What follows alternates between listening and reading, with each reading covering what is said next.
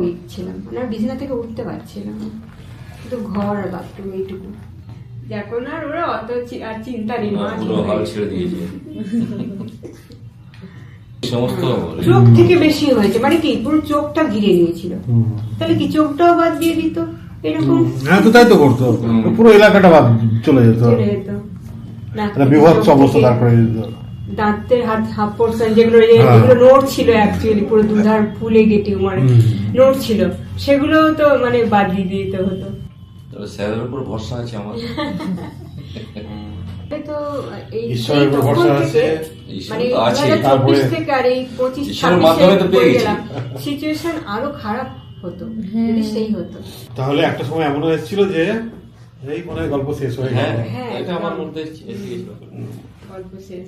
কিন্তু মানুষকে আশা ছাড়া উচিত না, এইটাই একটা সাহস রাখা উচিত। ছাড়িনি। হ্যাঁ, তো দুজনেই যথেষ্ট সাহস রেখেছি।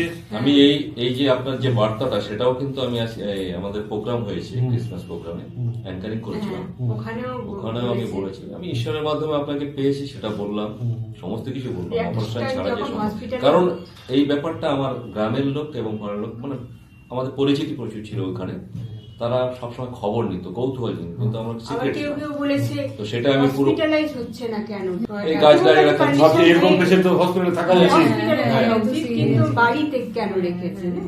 কিন্তু আমার যে চিকিৎসাটাই এইরকম, আরো স্প্রেড হয়ে গেছে হসপিটালে যখন যায়, তখন আরো স্প্রেড হয়ে গেছে চারিদিকে, আরো সবাই জানলো যে হয়ে গেল আর গল্প নাই।